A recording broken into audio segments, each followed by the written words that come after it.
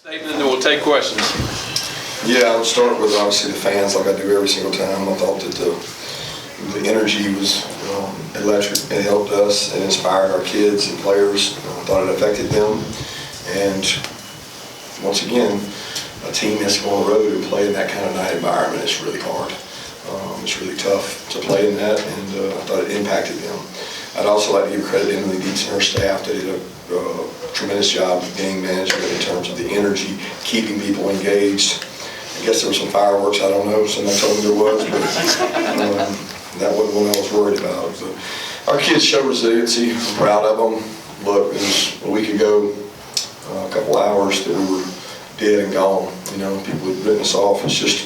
It's hard to play in this league week in and week out on the road. We've accumulated a tremendous amount of injuries from the schedule we've had, and it's not going to really get any easier. It's a physical game, but when you put a gauntlet of what we played, it's taking its toll. We had a lot of guys sitting on the sideline tonight that couldn't play, but we also had a lot of guys that stepped up. And I think the way we practice has helped us grow some players who stepped up tonight and played big for us. Kirby, can you speak to the offensive line? I don't believe you guys rotated at all up there tonight, but they came in and did a great job. They did a great attempt to get it to line. Yeah, I guess you're right. It's probably the first game that we haven't subbed an offensive lineman the whole time, and we were concerned about that because we didn't know how Tate would hold up, and that game meant a lot to Tate. You know, Tate grew up in a Tennessee family and a dad that was a Tennessee fan, and that game was a lot of pride to him. And I thought his energy and toughness really showed. And just a week ago, you know, he dinged it and couldn't go, and he went out there tonight and really played physical, played tough. But those guys, you know, they took a lot of criticism from people, and really unwarranted in my opinion, because it's funny when you talk to people that actually know football, they know how hard it is to play in that environment. And then people just, you know, say, oh, sacks, oh, they couldn't do this, they couldn't do that. When you get behind in the game, it makes it hard. Tonight, they played aggressively and played well. Kirby, Carson Brice told us that this week he made sure to stand up and speak to the team. So what did it mean to see him take that leadership, and especially to see how he responded to all of that pressure on the outside noise coming into this game? Well, he talks to the team, he talks to the offense almost every week, and several guys talk to the team on Monday, but I mean, every time somebody hears that, they think like, oh, team leaders speak to team, world-changing event. It's not that way. It's just, there was an emotional talk that I think guys really wanted to make other guys aware of the significance of this game and not to take it lightly on Monday. But Carson carried himself well, and I've been very consistent, even with some of the dumbest questions in the world, no offense, about our quarterback, because we see him every day. You know, he gets judged on outcomes and stats, but we don't judge based on that. We judge based internally on what gives us the best chance to win. And I'm never going to falter over what I see with my eyes. What I see with my eyes is a guy that's really good in the pocket. He's got poise, he's got composure, he puts us in the right play over and over again and makes good decisions. It seemed like the passing game really took a step forward once you guys got the free play and Carson hit Dom. How big of a confidence booster was that play for the offense? Yeah, it was huge. I think it got going. I mean, I don't know that Carson threw some good balls before that. We just didn't always catch them. And he's done a good job of that. And we got to continue to create depth in our roster. And I thought, you know, guys like Chauncey Bowens, Nitro Tuggle stepped up tonight and played. Anthony Evans fought to come back. We just got more guys having to play. You talked about those guys stepping up. I guess one, what have you seen from Nitro to earn playing time this week? What do you think he did tonight? Practice better. He practiced better. If he practices better again, then he'll play more. And Daniel Harris has practiced better every day, every week, and the guys who practice better get rewarded for it. To follow up on that, what did you see from London Humphreys tonight, especially with that long catch he made, I think, in the fourth quarter down the sideline? Great catch down the sideline. That was a very unique play because we tried to get them to false start. They didn't, and our center was off balance and was to fall back, and he just went ahead and snapped it. So it turned into a kind of a busted play that was a big play. And London's been great. He's been such a great kid, such a hard worker. Coach Tennessee went into the locker room with 17 points, and the defense didn't allow them to have anything else in the second half. Just speak to their success in holding balls. Well, we stopped the run a little better, and that gave us a chance. I I was really proud of the secondary because you're in some really tough cover environments out there, like on space. And some of it, they helped us. I think they dropped some balls that were like bang, bang plays, but they didn't get behind us. And that's the big achievement. Keep them in front of you, tackle them. I wasn't real pleased with the run stopping, but we did enough. Coach, it looked like Carson ran the ball a little more tonight. He had that big 14-yard scramble at the start of the second quarter. He said he lowered his shoulder. He enjoyed that. Did you also share that sentiment when he lowered his shoulder? No, I mean, I didn't talk to him about it. I'm glad he did. I thought Mike and me, we challenged him to with the backs out, that we had some place for him. And sometimes you gotta man up. I texted him early in the week and said, if we do this, are you down with it? And he said, I'm going to get it, coach. Just give me the ball. And some of them were not by design. You know, the scramble was a great play that he scores on. And then he had another quarterback draw off of an empty that he broke 2 or 3 tackles and got him going. He's a good athlete. Look, guys, he's a good athlete. He can make plays with his feet. He insisted earlier tonight that he was a dual threat quarterback, and he's been saying that to you quietly. That's a stretch. Dual is a stretch. He's 75-25. Kirby, do you know anything about Dylan Bell's severity? It's ankle. I don't know if it's got a hack upon it. We looked at it tonight. He was not able to go. Don't know how severe it'll be or how long it'll be. It's just, I mean, look, guys, there's a bunch of injuries. Ernest Green.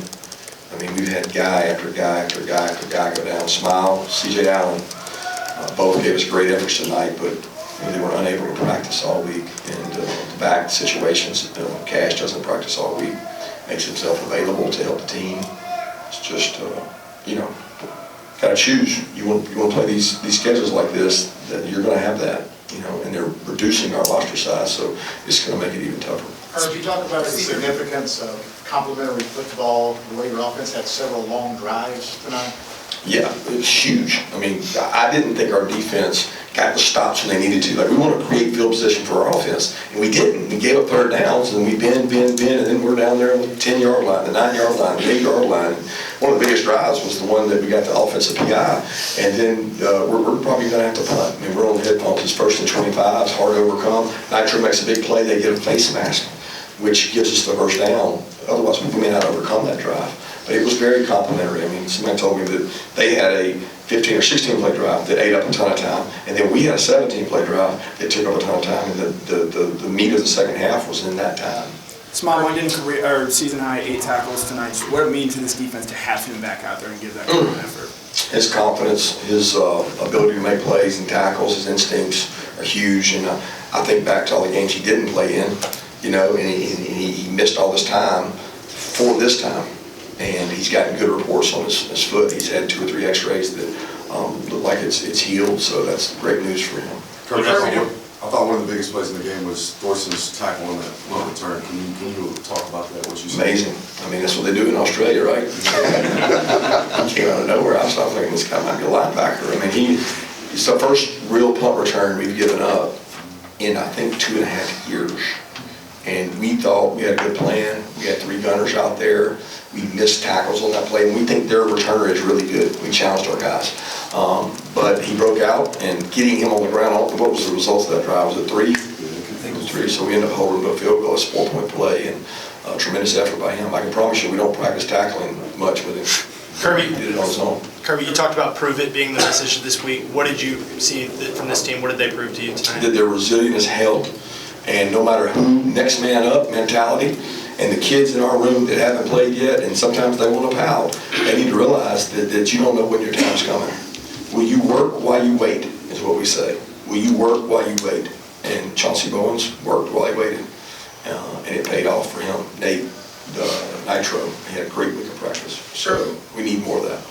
Kirby, the receiving group that took a lot of criticism over the last couple of weeks for drop passes and incomplete balls that led to interceptions. How was it to see the receiving corps have a big game for Carson this week?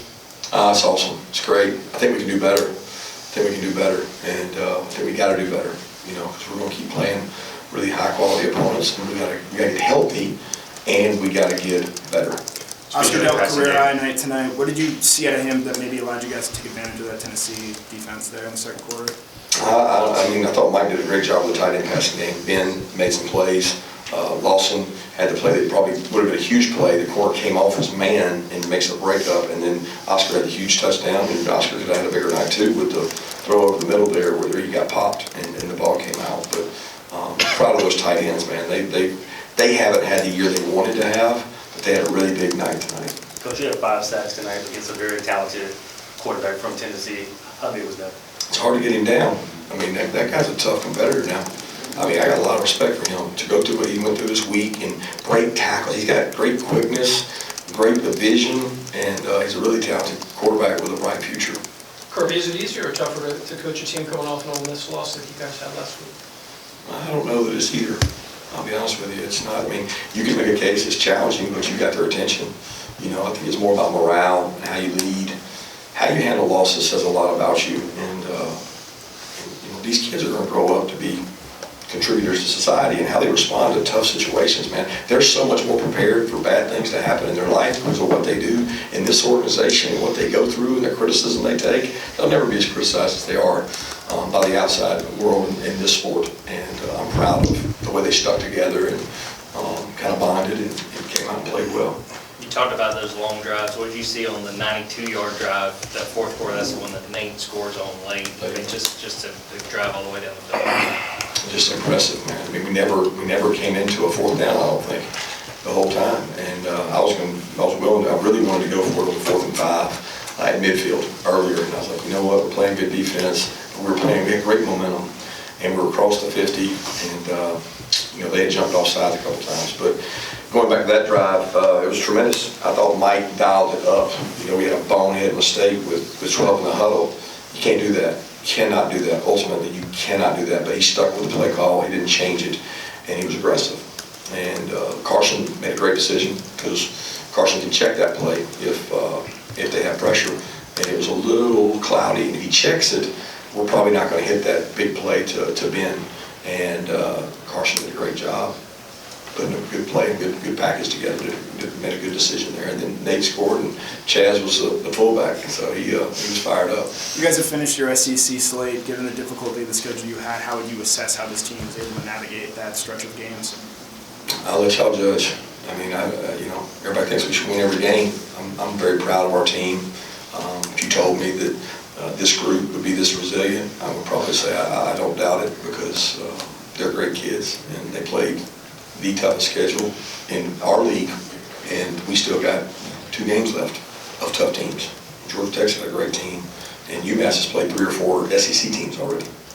Do you believe this team was overlooked when it came to the playoff rankings, and do you believe that this was a statement win showing that you deserve to be in the playoffs? Like I said after the game, I don't know what they're looking for. I really don't. I wish they could really define the criteria. I wish they could do the eyeball test, really come down here and look at the people we're playing against and look at them. And you know, you can't see that stuff on a TV. And so I don't know what they look for, but that's for somebody else to decide. I'm worried about our team. We got time for one more question. Do you think it was fair for them to criticize your offense after they dropped you guys in the rankings? I think they're going to always do that, because that's what I say about the eyeball test. But they're not in that environment. They're not at Ole Miss in that environment, playing against that defense, which is top 5 in the country, with one of the best pass rushers in the country, and they're fired up. They got a 2-score lead, and they're coming every play. They don't know, they don't understand that. So they'll probably look at this week and say, well, we just played against one of the best defenses in the country, and we went for 453 on them, you know, and could have been more. So it's just the tale of each week, and we're trying to be the cumulative, whole, really good quality team, and not be on this emotional roller coaster that's controlled by people in a room somewhere that may not understand football like we do as coaches. We as coaches look at people and say, what can we do better? How do we get better? I respect their decision, I respect their opinion, but I mean, it's different in our league. So, go Dogs. Thanks, everybody.